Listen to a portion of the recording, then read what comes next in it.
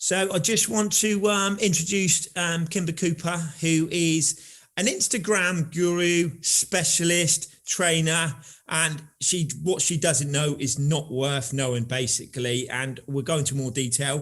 Thank you for joining us, Kimba. Really appreciate your time. Thank you for having me. Honestly, it's exciting to be on your podcast. It's so cool. And I just want to start with can you give people just a bit of an intro about you and how you sort of got into it and how you started your business, essentially? Oh, that's a long story. I don't know how much time we've got. I suppose, really, one of the things that I find quite difficult when people ask this question is that most people are like, oh, I had this great big idea, or, I was sick of my job, or this, that, and the other. Honestly, I was sacked and I was in a position where I was like, oh crap, what do I do? And I'd moved to a new city and I didn't know anybody, and my other half had work and I didn't. So I was, kind of out there on my own, not knowing what to do, applying for jobs. I live in Bristol, and the jobs market here is crazy. So trying to get a marketing job here was really difficult. And it was the first time in my life where I'd applied for jobs and not heard anything back. And I found it really difficult. So I've spent some time whilst I was, on the dole, struggling, going, what the hell am I going to do? So I thought, right, I know that if I'm going for social media jobs, which is what I was looking for at the time, then I need to improve all my social media platforms. So I was working really hard to make my social media accounts look as the best as I could. And whilst I was doing that, I came across a VA agency. And I was like, what is this? Like, when you come from corporate, you've never heard of virtual assistants or any of this stuff. You're like, what is this? So I messaged them and I said, what you do sounds really interesting. I'd love to hear more about it. And they said, well, funnily enough, we're looking to expand into Bristol. Oh, my cat's just arrived. Oh dear, I'm so sorry. She's normally locked out. Anybody that knows, the cat is in Kimba's training, the cat is a big part. No, that's fine. Oh my gosh, she's going to be such a pain now. I normally lock her out, but she got in somehow. Anyway, so they said they were looking to expand into Bristol. And so they took me on the basis that I would be self-employed, which I'd never been before, and that I would try and find clients for them. And if any clients came in that I had the skills to deal with, I would do that. And if I didn't, then I would pass it on to somebody else in the team and they would manage those. So it was kind of a way for me to earn some money whilst helping them to expand into a new area. Now that quickly turned into a situation where I was networking and, doing fine and bringing them clients in, but people didn't want to work with me as that brand. They wanted to work with me as me.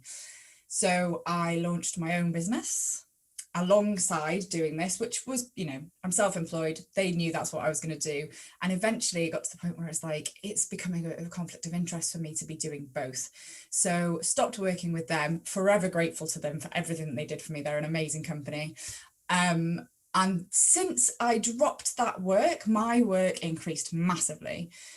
Now my business has changed loads over the years. So I started off as a digital marketing agency doing everything anyone would give to me. You know what it's like when you start a business, you'll literally do anything to make money. And then slowly I started to rein in and stop doing things that actually I probably wasn't as good as I thought I was, or that I didn't like doing. Because, when you start to make a bit more money, you can be a bit more cheesy. And then we became just a social media and blog writing agency, and I brought staff in and I had an office, and over time that started to not make sense either. But I was like, well, I'm training as well, and we're delivering training to different people, and we're training people on social media, and that's what I'm good at. And I mean, I'm sure we'll talk about how I got into Instagram separately, but Instagram was becoming the thing. And what I started to do was I'd seen lots of people running, like, you might have seen this, a photo a day challenge on Instagram, where over 30 days you get given a prompt, and each day you have to post a different thing, and there's a hashtag and you all join in. And I thought, I want to do something like that for businesses. I want to do something that's fun, that's engaging, and I didn't want to really get anything out of it. I just thought it'd be a fun thing to do. And so I did it, and I can't remember, like 150 people involved or something, and it was lots of fun. But then the second time I ran it, I was like, come on, you've got to be a bit more savvy about this. How can you actually use this to generate business? And so from there, my course was born, where I taught everybody all the things I knew about Instagram. And so now my business is pretty much entirely teaching people how to use Instagram. I closed down my social media agency in March. Almost like I predicted the pandemic. It's really weird. Like it was already planned that I would stop then. Or, you know, all of my staff, I don't have any staff anymore, or I just work with freelancers now. It was crazy. People have said to me, you know, are you sure you didn't predict the pandemic? Because by the time March came, you didn't have any staff. You had an office, but it was only you in there. Like, you know, your business was entirely online at that point. It was just a fluke. You know, I was just very fortunate that my business worked out that way, that I was able to get to a point where my online courses and those parts of my business were so successful that I didn't need to have an agency anymore. It's crazy. I think it's such a lovely story, and the fact that I love how you've been honest. Like, you got sacked. Can you say what you got sacked for without any legal implications? Was it something really naughty, or? No, it wasn't. No, the truth is, I think I was probably ready to be an entrepreneur and I didn't know it yet. So I was informing them of the fact that I wasn't very happy with the way that things were being run. And I thought that things could be improved. And the thing is, I was really passionate about the business that I was in, and I wanted it to be better, and I wanted performance to improve. But those things weren't taken in the way that I had thought, and I was escorted out of the building. Okay. And I'll leave it there.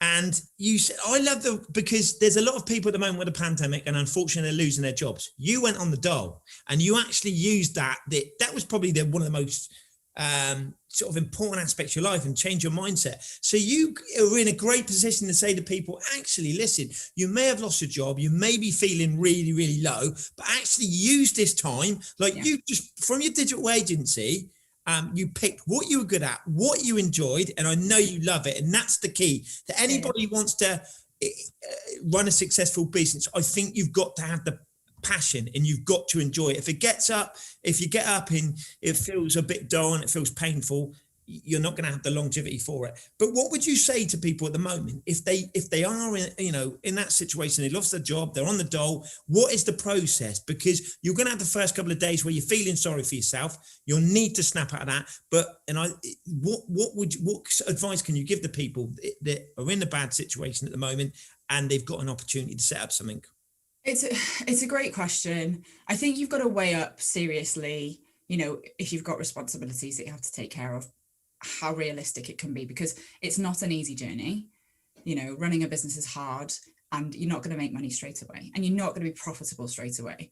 I was lucky that, you know, I live with my partner, and we'd bought the house, so I wasn't renting.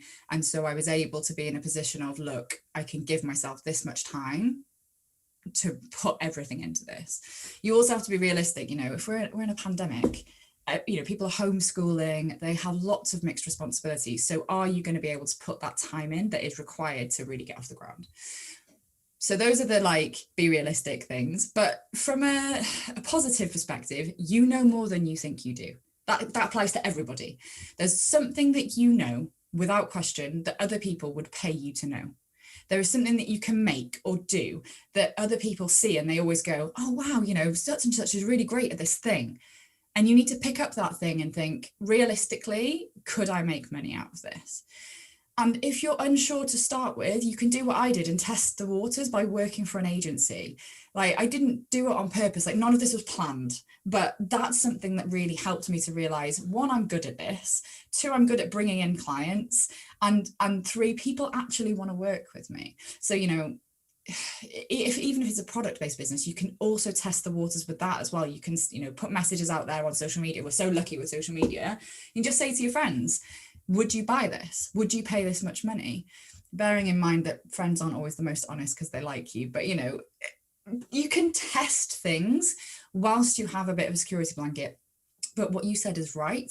In some ways, one of the best things that ever happened to me was losing my job. I never expected it, and I would never have said that at the time. It felt like the worst thing ever. You know, I'm an overachiever. I'd never failed at anything, and that was me failing.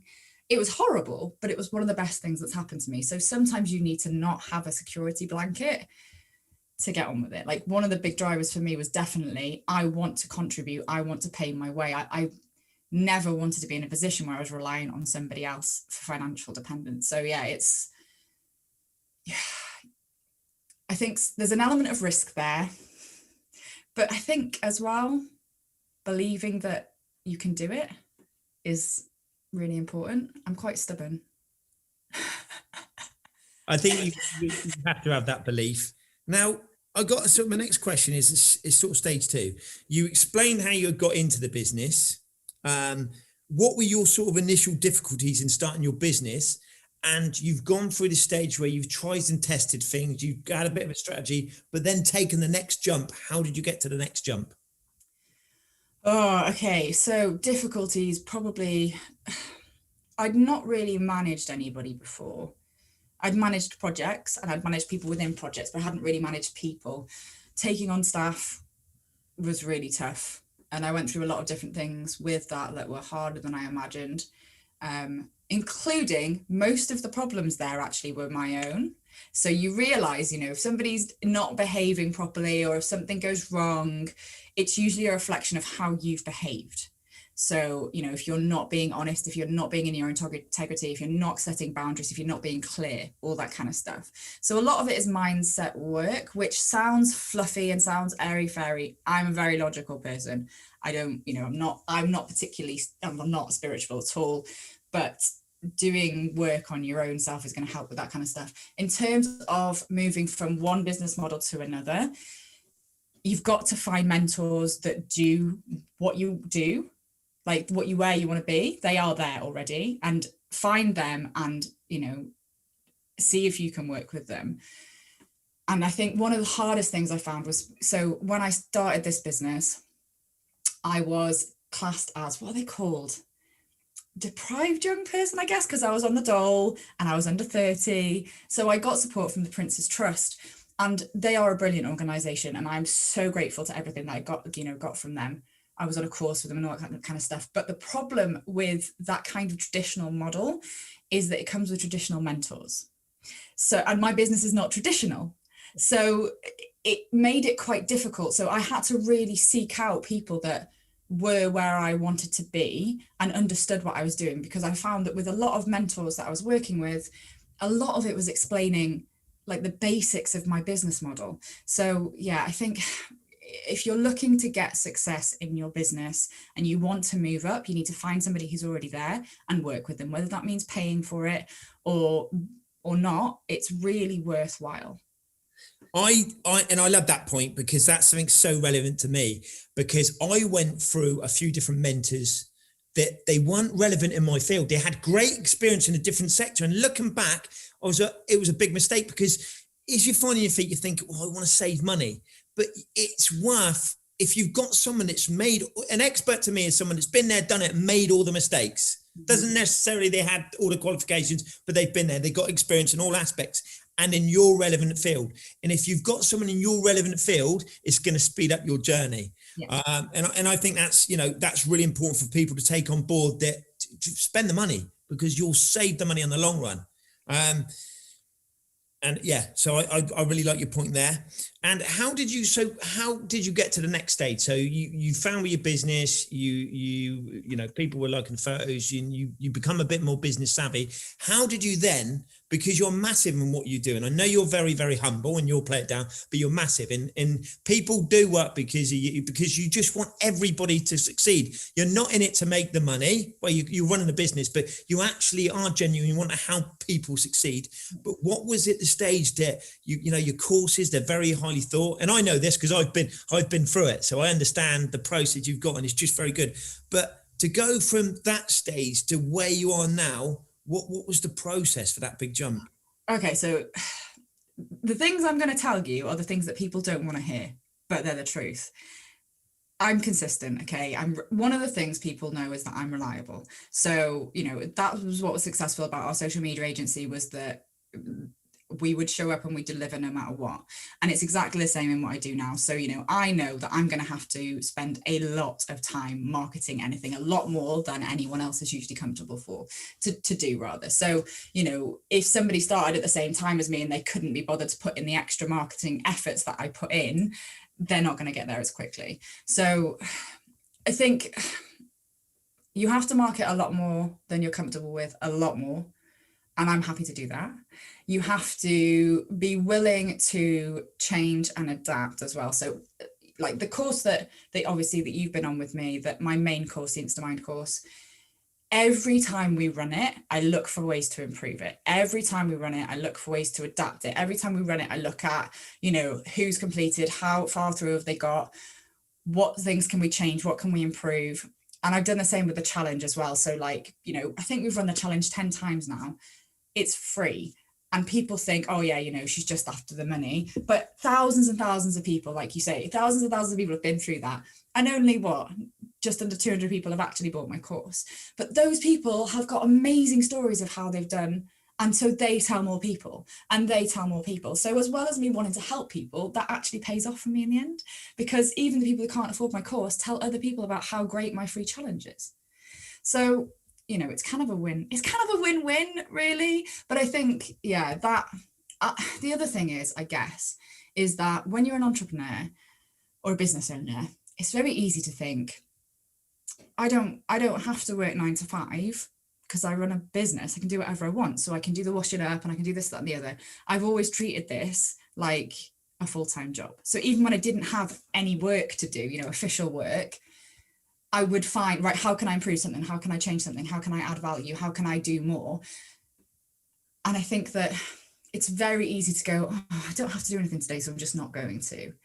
But you have to show up even when you don't want to. You have to show up even when you feel like shit.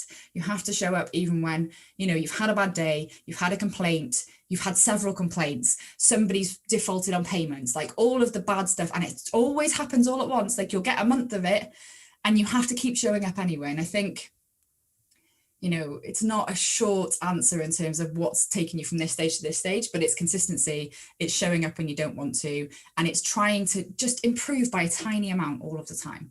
And take the fact that somebody's complained and go, right, how can I turn this into a good? How can I turn this negative energy and make it positive for everyone around me? You don't always have to take all feedback on board, of course, but like if you can try and turn it around from negative to positive, then you're going to do better. And I think that's really important. A lot of people hate getting negative advice, but actually it could be something that changes, and you've got to see the positive. It could be a change business. Now, if you could give one bit of good advice for someone starting a business, what would that be? Focus. Like seriously. So the thing is like you see other businesses and they've got 100 different products, and they've got several businesses, and they also have an investment company and this, that, and the other. They've been running for 10, 20, 30 years. They've had the time to get to that point. And you'll also see, oh, there's this course running, and there's this course running, and there's this thing going. Oh, maybe I need to be doing that. Maybe I need to be on this platform. Maybe I need to be doing this. You need to figure out what you're trying to achieve and by when, and you need to have a clear focus and do whatever you can to keep that focus in front of you at all times. So like, it could be changing your phone password to the number that you need to achieve this month. It could be putting up sticky notes. Like I've got sticky notes all around me right now, like things, I'm going to achieve these things this month. You need to have reminders to keep you focused, because otherwise what will happen is somebody will say, you need to go focus on SEO, and you'll go focus on SEO and you won't make your sales targets that month. You need to be like ruthless with yourself and honest with yourself about whether the thing that is coming your way is actually going to help you achieve what you want to achieve. And that happens no matter what level you're at. And by saying no to something now doesn't mean you're saying no forever. So what I tend to do is, if it's not going to help me achieve my goals for this quarter, I'll move it to next quarter. And then I'll review when I'm looking at next quarter's goals. Is this going to help me achieve this month's goals? If not, I'll move it back. Things will still be there the next quarter. It's not the end of the world, but please focus, because otherwise you're not going to achieve anything and you will feel like a failure. And that's not what you want. I like it, because I think some people think, right, it's about measuring things over a year. And it doesn't matter if you say one of those months you don't hit your goals, then it's not the end of the world. And like you said, move it over the next month. And some people just think it's the end of the world, but you could have the greatest salesperson in the world. They're not going to have a great day every day. Now, you're saying about being an entrepreneur. Now, how do you switch off? Because it's one of my problems, and a lot of people have this problem, and it's the guilt that, well, if it doesn't work out, I haven't worked 100 hours a week or what have you. But it's really important to give yourself that break and refresh, so you come back and you're 80-90% rather than 30%. So how do you switch off, and how do you ensure that do you book time in the diary? How does it work for you? And what advice can you give people that are having these struggles? So it's really, really hard. Okay. I'm not going to deny that. And that doesn't get easier. You have to, like you say, you have to make time. So something I've done over the past 6 months or so is I never have any meetings before 11 o'clock in the morning. And I don't explicitly tell people that. I just don't give them the opportunity to book in before that time. And the reason is because that gives me the opportunity when I wake up to do my exercise. So if it's not raining, I'll go for a walk and I'll make sure I get 10,000 steps in. If it is raining, then I'll hula hoop in the house because that's my thing. And I make sure I get my exercise in. And then I'll make sure I have time. If I want to have a bath rather than a shower, I can do that. I can have a slow breakfast. And then when I start my day, I'm ready to start the day and I don't feel stressed. I don't feel rushed. I don't feel like crazy busy. And I found that has made such a big difference to how I show up, how stressed I am, all those kind of things. Or if I don't want to do any of those things, if I want to spend my morning having a lie-in because sometimes I've worked too hard, I can do that too. And the other thing, there's two other things actually. So another thing is I try and book in breaks where I'm not active. So me and my other half, we tend to do holidays where we're like, do this, do that, go and do this, go and climb this hill, go and see all these things, pack in as much as you can. Now, my business is like that as well. So I've started to try and book in holidays where we do nothing. He hates it, but he's getting used to it. And just before this lockdown that we're about to come out of, kind of, I managed to find us a place in a tree house it was only for 2.5 days in the middle of nowhere, no phone signal, no Wi-Fi, no electric, nothing, just glamping. So we had a log burner and we had a camping stove and we had access to a private lake and all this kind of stuff, and it was beautiful. But we just spent 2.5 days completely away from society. And as somebody who has to spend their life on social media, it took us, both of us, probably about a day to get used to not checking our phones, even though we knew they weren't working. But having that time away from social media and everything else just helps you to decompress a little bit. And then the last thing on this is I have 2 phones. So I have one phone for business and I have one phone for personal. Now, when I say that, I've had people tell me before that I must be a drug dealer. I'm not a drug dealer. It just made me realize that I could separate those things. And like you would with work, if you worked for a company, you'd leave work at work. But when you're an entrepreneur, your work's in your phone. So you can't leave it. It's there all the time. So I have my business Instagram account, my work emails, all that kind of stuff on my work phone. And I get to the end of the day and I turn it off. And on my personal phone, I have an app because obviously I can't separate my Facebook, unfortunately. So I have an app that switches my Facebook account off and various other things off on my phone at 5 p.m. So I can't go on them without a little thing coming up on my phone going, you're not supposed to go on that today. And then it closes the app automatically. So it just helps me to really separate my worlds so that I have to have some time just for me and my partner, where I'm not, I just do that thing. I'll just do that thing. I literally can't. I can't go on Messenger. I can't go on Facebook. I just can't do it without opening up my laptop. And I know that I won't go that far. So yeah. That is, and a lot of people make this mistake where they become so obsessed with business. They're there, they believe sitting with their partner watching a film is quality time whilst they're on the laptop working. And for you, that must have been really difficult to have an app switch off. You're thinking about your business, but at the same time, you're thinking it's only fair on my partner that I give them the quality time. And I love the fact that you're very laser focused, get all this done and then switch off. But I don't think many people can do that. I think that's a very difficult thing. I'm still adjusting now, and I think that's a very difficult thing to learn, to be able to switch off. Don't get me wrong, I'm not perfect at it. There are evenings where I'm like, okay, Lawrence, I'm going to have to work this evening because we're behind. But having it in operation most of the time makes it easier for me to then say to him, oh, tonight I'm not going to be able to do that. Occasionally if I'm launching or if there's stuff coming up, then I'll work on the weekends, but I'll have a set time to do that. And it's just about I don't know, it's about respecting yourself really. And like, it is hard, but it's harder to have burnout and end up poorly. So, you know. Yeah, couldn't agree more. Now, have you got any exciting projects coming up that you can talk about? Oh, so many things. So, okay, so always, like several times a year, we run our free challenge, the InstaBiz Week Challenge, which is about Instagram. So that'll probably be happening in February now.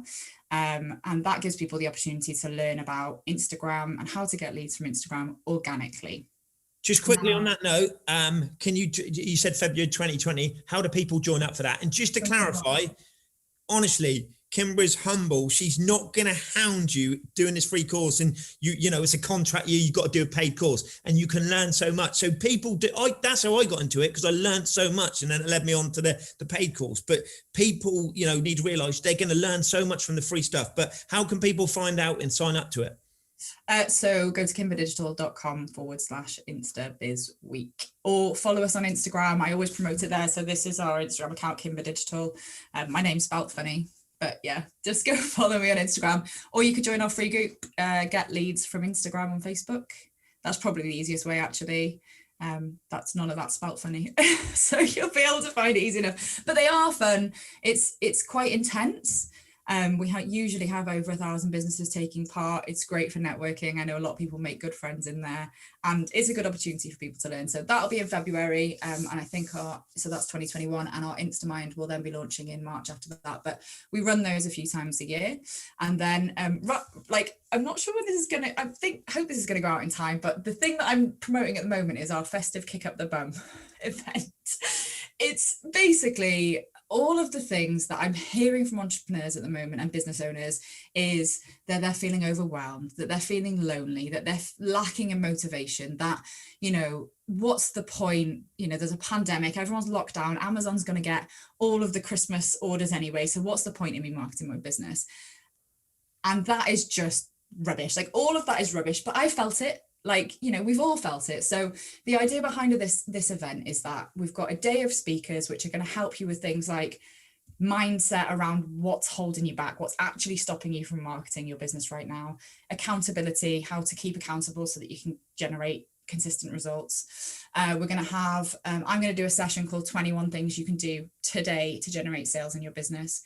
We've got a speaker coming in to talk about all the things that she did to get 10 new clients in a month. Basically, we've got a whole day. Oh, and how to get PR before Christmas. So there's a whole day, but everybody's doing that, right? Everyone's doing virtual summits. So I was like, how can I make this better? How can I make this so that it helps those people to actually get stuff done in a way that's fun? So we've got a pop-up group for the whole week. So that opens on Monday, the 7th of December.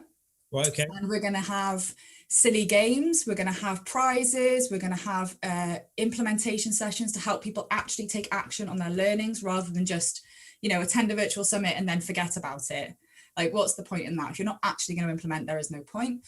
And we're going to have a fun closing party on Monday, the 14th as well. So it's just going to be, I've got some very silly ideas for how to make it interactive, fun, engaging, so that people can feel a sense of community again, get their arse in gear in December, and actually get some results before next year, because this year isn't over yet. So that was the idea behind it. Anyway, it's free. And to join us on that, you go to kimbadigital.com/festive-kick. And I was just going to finally end on and ask you, but you can answer this question. I was going to ask, there'll be people sat out there that will feel, well, I've got a really bizarre business, and I was going to ask the most random business, but I think you're relevant to this because of the hula hoop, and just tell people about that, because that's how you fell into it, isn't it, really? Yes. So, you know, I think people assume, because I did have a career in marketing, that must be how I got into Instagram. But when I was in marketing working for corporates, they weren't doing Instagram. They all thought it was just a place to do like food pictures, and, you know, none of them were interested in Instagram. So in my spare time, I am a semi-professional hula hooper, which means that so people, when they think of hula hooping, they think of somebody just doing hoops around their waist. But, you know, I'm more of a dance style hula hooper, and I do, you know, fire hooping and LED hooping, and I've done some performances. But I started hula hooping when I went through a bit of a bad breakup, and I was living with a guy, and neither of us could afford to move out, and it was all a bit. So I started hula hooping to get out of the house, basically, and I started to learn how to do it. And I joined Instagram to meet other hula hoopers, so to learn tricks from them, to play games with them, and I got sponsored by a company in America that sells hula hoops, and very quickly, I used Instagram to generate sales for that business outside of my job. So I was doing it in my free time, and I was having to do it for free because it was a hobby, like it was fun. So I learned very quickly how to use Instagram to make sales for somebody. And so when I started up my social media agency, I was then able to apply those things to help my customers. And then I was able to learn even more and then apply those things to training people, which is why I don't teach paid ads. It's why I don't teach algorithm hacks or any of that kind of stuff, because all the stuff I learned was about being in a community. So that's the stuff that I teach. But yeah, I outsold the other sponsored hoopers by about 10 times, and I'm still making sales for that company, and I do nothing to promote them anymore. It's just legacy from stuff I did a couple of years ago. So yeah, it's a weird part of my business, but it makes people smile, and that's quite good. But it's just something I do for fun, it's just one of those, it's a happy accident. I love the fact now you're going to get people messaging you that are in bad relationships saying, how do I get into hula hooping so I can get out of the house? I just want to say, please check Kimba out from those links that she said on her Instagram, and check out the free course because you will benefit from it. Just want to say sort of good luck with everything. I know I'm going to be following your journey. Just want to say thank you so much for your time. Thank you, Jez. It's been really fab. Thank you.